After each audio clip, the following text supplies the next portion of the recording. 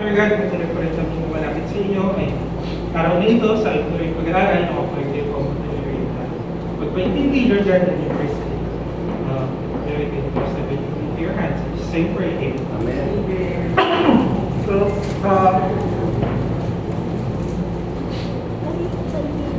yung biglang nalamigan na, kapag na ng aircon. Hindi pa bigla yung temperature na.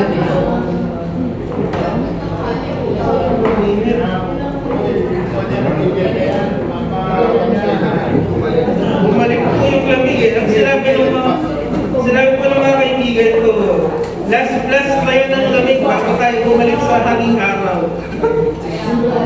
So,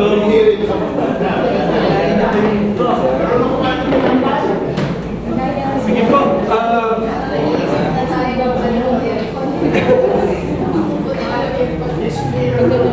Sige po. Simulan po natin yung ating Sunday School topic sa magbabasa po ng verses ng Ephesians 6 verse 10 to 13 po. So,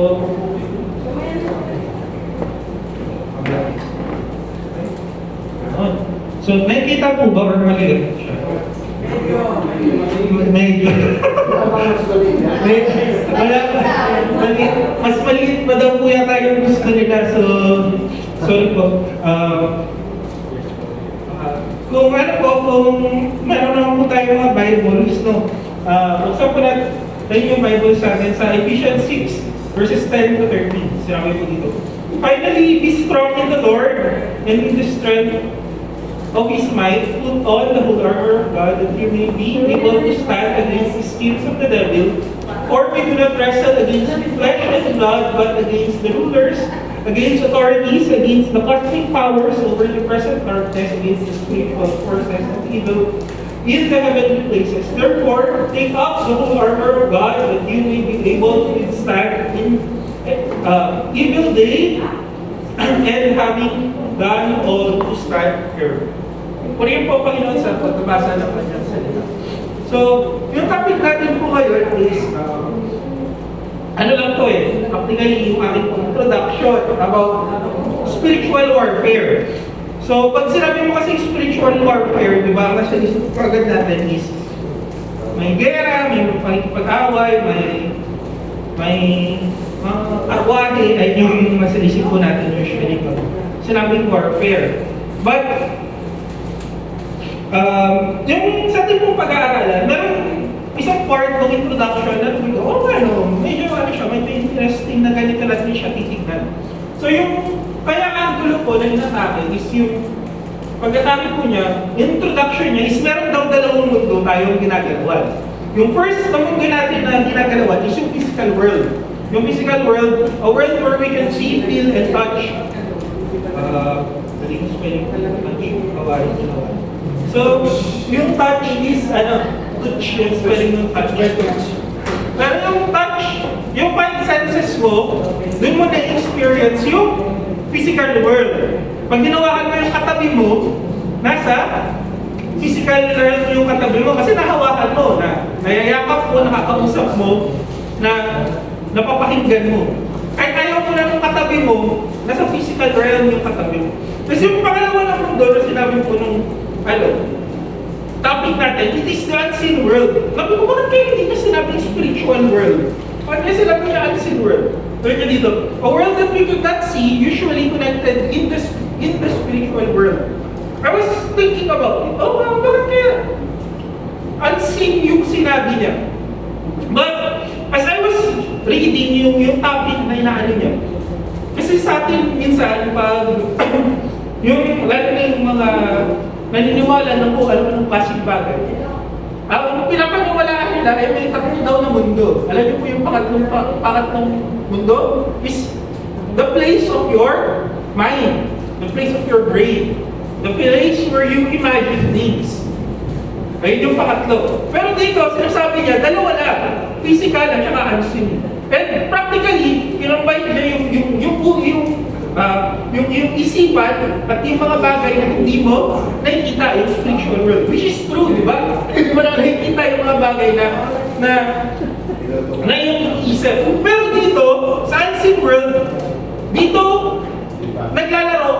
ating kaaway at ang ating sarili.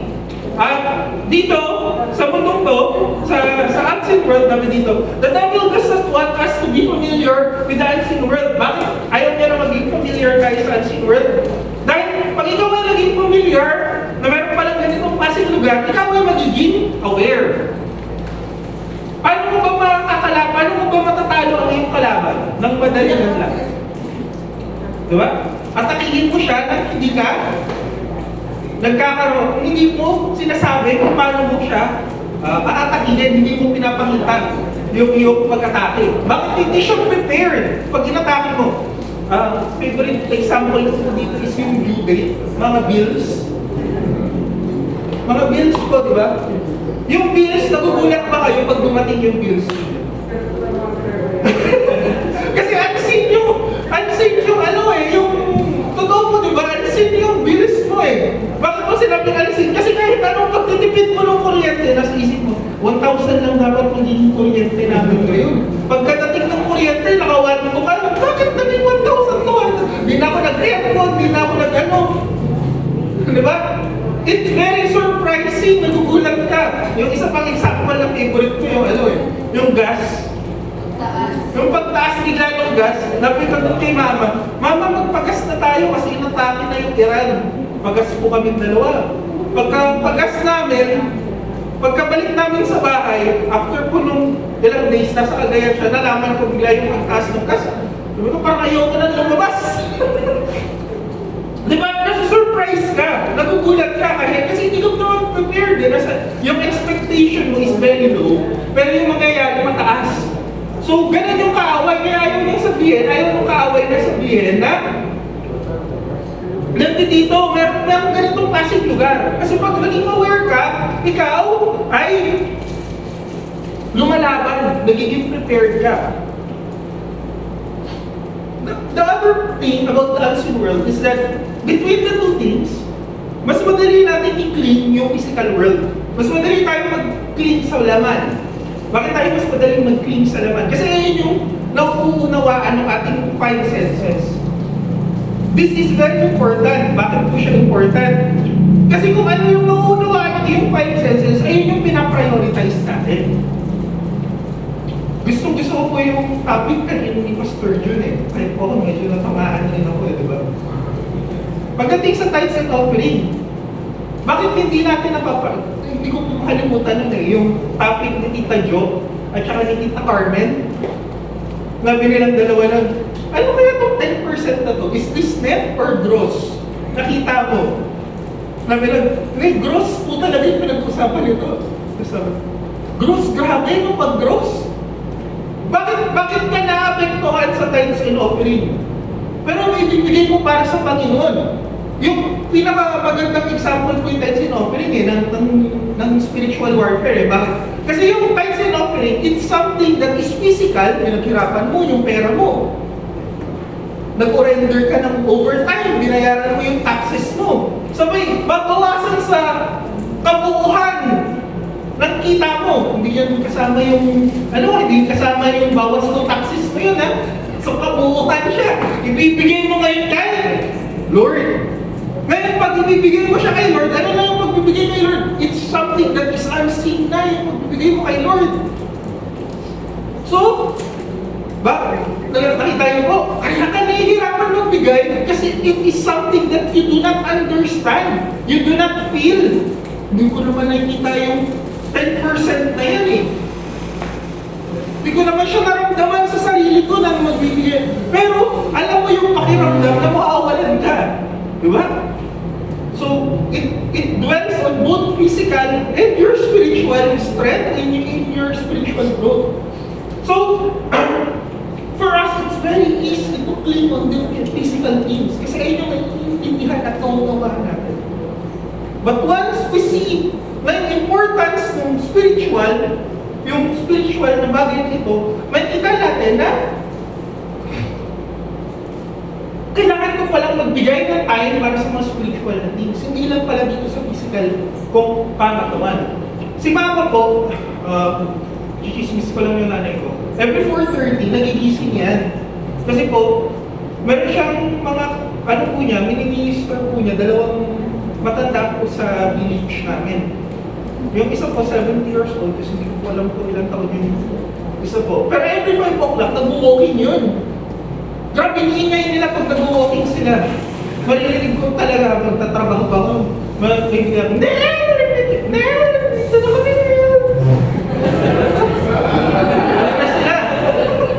aware na sila. Gising na sila. So, pag ganun po, pag nag-uusap daw sila, pag pag-usap daw sila ng bagay na mga, ano ng mga anak nila, accomplishments ng mga anak nila, ang galing daw nilang paliwanag, magsalita. Pero pagdating sa spiritual na bagay, ibigay natin sa Panginoon yan. Si Lord na yung bahala sa kanila, gagawin po ni Mama kasi mini-minister rin po niya silang dalawa as Christian ministry, yung takin po ni Mama din sa kanila. Kasi sila po yung mayayaman at matataas, mahirap po sila. Kakaiba po ang kanilang English, hindi ko alam. Old dictionary English yung nababasa nila. Pero, once na pag-usapan nyo yung gano'n na spiritual na bagay, sasabihin naman nila sa'yo ay totoo yan.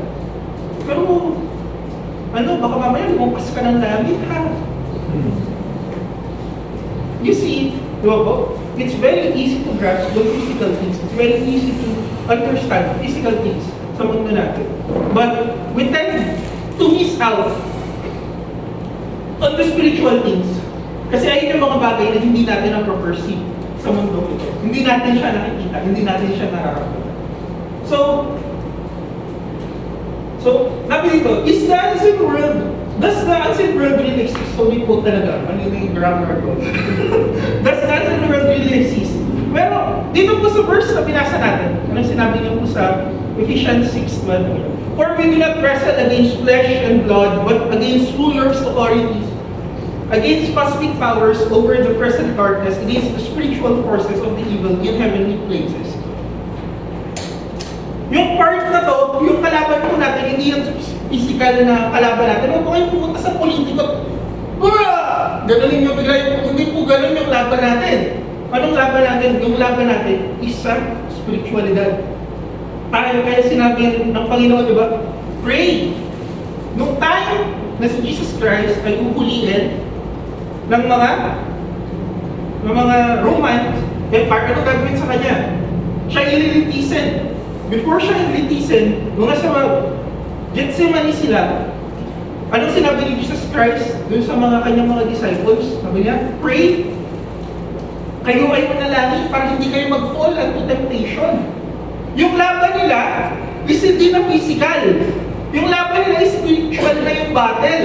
Kaya ang sinasabi ni Jesus Christ sa kanila, pray so that you will not fall into temptation. So in here, nakikita natin na yung unseen na mundo, totoo siya. Sa Bible, napaka-feasible po niya sa Biblia. Yung isa pang story is yung nag-pray si Daniel, when Daniel prayed about dun sa kanyang pinanaginipan, anong sinabi ng anghel?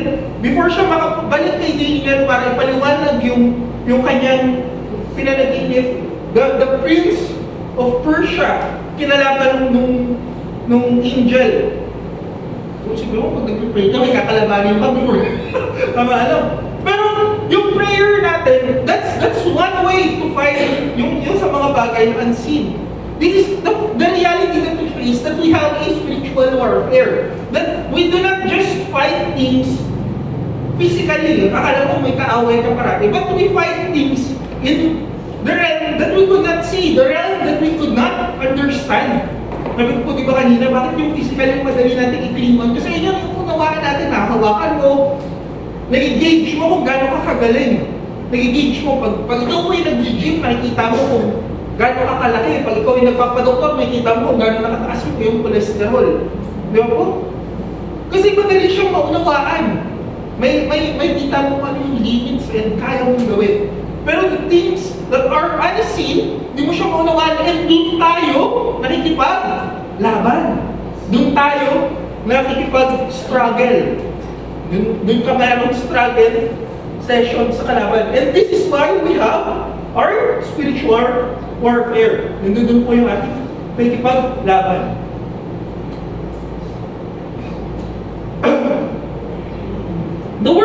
spiritual warfare ever appears on the Bible. But the concept is entirely biblical. Spiritual warfare reflects on the conflict waged in the invisible spiritual realm. It is the battle that affects you and I. This battle happens in places unseen, but in fact, it affects us both in the unseen realm and your physical life. Favorite ko yung example na po ni Pastor June kanina.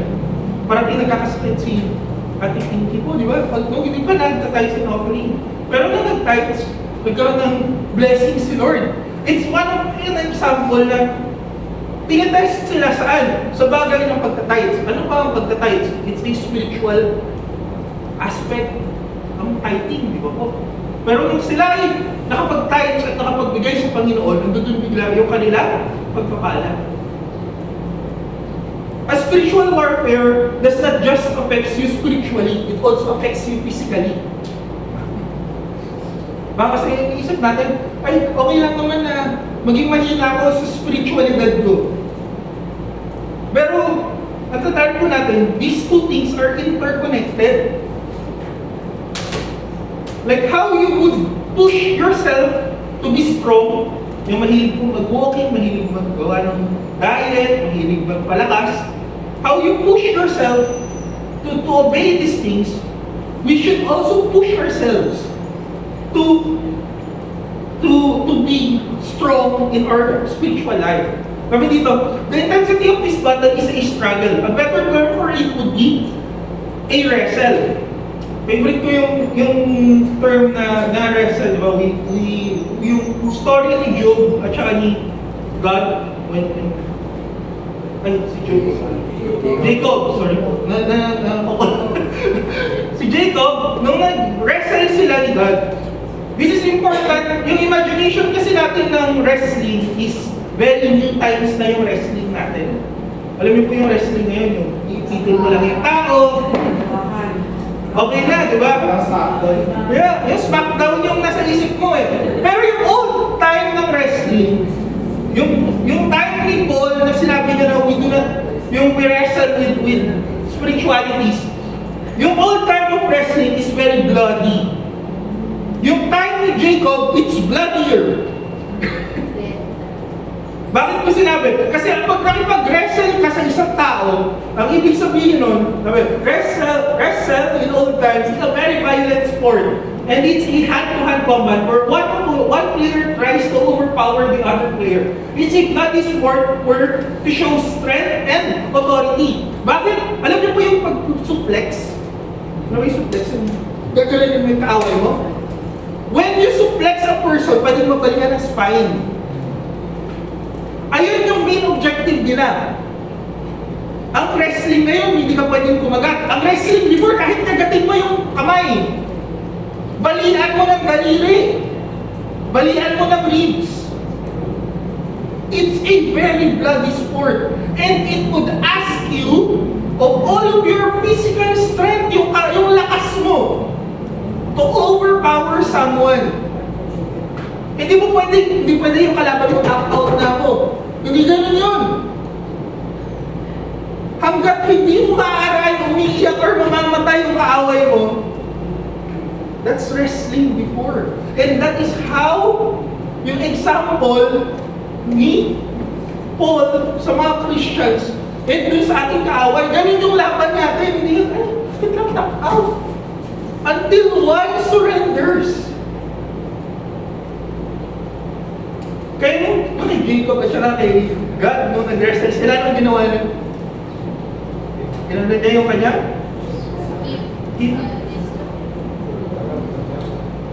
Tadyan. Kasi hindi siya nila let go. Kung yung wrestling ngayon na, ano yan? Red card yun, foul yun. Sa kanila ang wrestling, kahit ano. And that is how we need to imagine yung away ng spiritual battle natin. It's a spiritual warfare. It's a bloody sport. Hindi pwede na sabihin mo sa kaaway, ayoko na tap out na ako. Hindi po magta-tap out yung kaaway sa atin. Tayo yung kaya ka nga nadadala kasi ikaw yung na-tap out. Ikaw yung nanghina and you show na yung authority ng kaaway mas malakas kaysa sa authority ng Panginoon.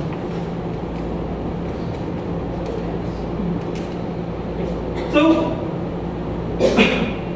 with this, alam po natin na ano ba yung spiritual battle, ano ba yung, na meron palang mga bagay na ayaw malaman ng kaaway sa atin. And, with this, we cannot let the enemy blindside us. We should be prepared at all times. For once we became complacent, the enemy will be immediate in overpowering us. Keep this in mind. Our struggle is intense and demands our strength. We need to be consistent in our walk with God. Only the Lord can give us strength in our battles in everyday battle. Yung Diyos lang po yung kaya magbigay sa atin ng kalakasan. This battle is more than your five senses. So cling on to God, cling on to the person who can give you strength. Kasi po pag hindi tayo mag-cling on sa Panginoon, tayo po yung matatalo. It's not a battle of, it's not a battle of, it's not the battle of, pagalingan kayo. Yung kalaban, magaling yung kalaban. Tayo ay mahina. To be honest, mahina tayo. Kasi kung malakas tayo, from the start, hindi tayo matutunan. But, yung lakas natin, galing sa Panginoon. Ayun yung binigay niya sa ating lakas. Ayun yung ipaglalaban natin. Kaya, parang na tayo lumapit sa nagbibigay po ng lakas para sa atin. So meron po akong question kasi 11:30 na po. So, ito na po yung last po natin. So, before po tayo mag-close, ito yung question. What should be our mindset as we face each day living as a Christian, and what should we be doing in order to overcome the enemy? Sorry po, mali yung English. Nabarot na ang English na. Na-lesson na po. Pero ayun po yung ating question before po tayo mag-uwi. So ayun po ang ating last na topic. Tayo po lahat ay tumayo before po tayo po yung manalangin. Yes, Lord, Father God, thank you po, Lord, sa inyo po, Lord, binigay, Lord, na topic para po, Lord, sa amin. Noon po, Lord, sa aming pulit patuloy, kaya po, Lord, tayo ma-remind, Lord God, that we are not fighting, Lord God, sa physical na buhay lang natin, Lord God. Pero po, Lord, kayo po, Lord, ay ma-remind na kami po, Lord, ay dapat mag-cling sa inyo dahil po, Lord, ang kaaway po, Lord, namin is something that we could not see, something that we could not understand, Lord God, that we would be fully dependent on you. Para po, Lord, kami po, Lord, ay magkaroon po, Lord, ng lakas na kalaban po, Lord, na kayo po, Lord. Lord, we continue, Lord, to ask these things, Lord God, sa aming po, Lord, pag-alis, sa aming po, Lord. In Jesus' name we pray. Amen. So,